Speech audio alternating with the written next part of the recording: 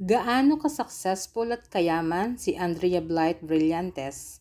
Ating alamin kanyang biography at gaano niya kamahal ang kanyang pamilya. Si Andrea Blythe Daguio Gorostesa or mas kilala bilang Andrea Brillantes ay ipinanganak noong March 12, 2003 sa Taytay, Rizal. Ang kanyang mga magulang ay sina Byron at Mabel Gorostesa.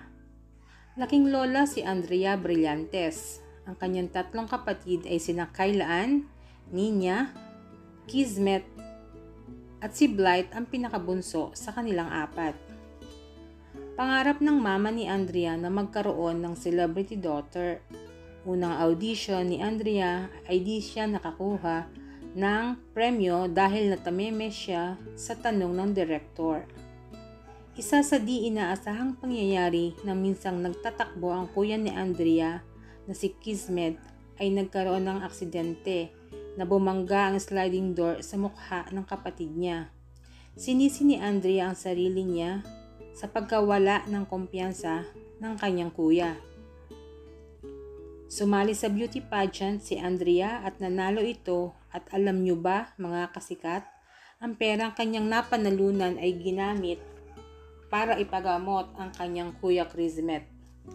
At dahil sa pangyayaring iyon, bumalik ang kumpiyansa sa sarili ni Andrea at doon nagdesisyon ang batang Andrea na mag-artista.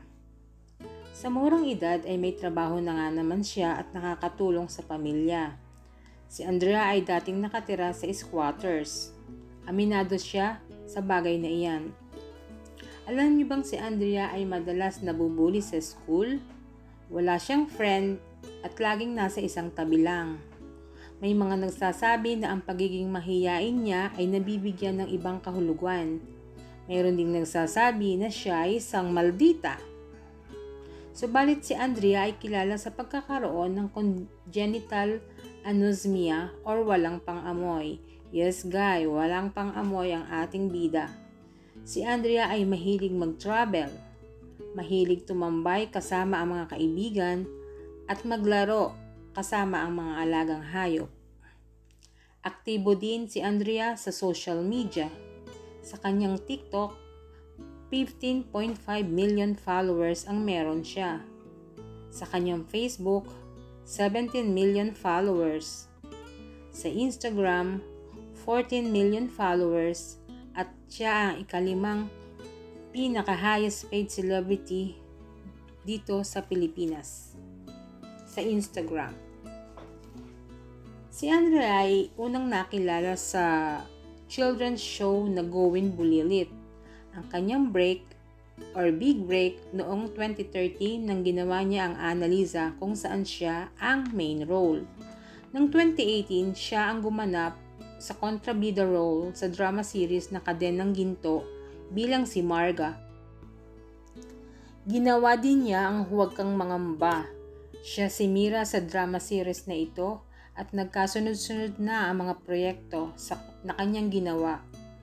Ngayong 2023, umeere ang teleseryeng Senior High kung saan siya ang main character sa teleseryeng ito ng ABS-CBN at talaga namang inaabangan sa kapamilya ang teleserye na nabanggit. Ating alamin mga kasikat kung gaano nga ba kayaman si Andrea Brillantes. Ang net worth ni Andrea Brillantes ayon sa research sa taong 2023, si Andrea ay may estimated net worth na $4 million.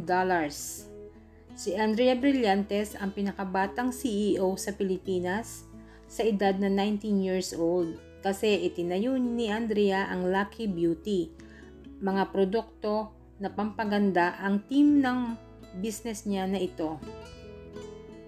Mahilig si Andrea sa pink, kaya pinakustomize niya ang kanyang Barbie-inspired Toyota Fortune Tuono. Pink ang loob at labas ng kulay ng van ni Andrea. Natupad ni Andrea ang kanyang dream house para sa kanya at kanyang pamilya noong taong 2021. Patuloy ang pamamayagpag ng isang Andrea Brillantes. Lahat ng pangarap natutupad basta't may dedikasyon, sipag at pagdarasal. Thank you guys for watching, mga kasikat. Please like and subscribe to my Buhay Sikat channel. Thank you po!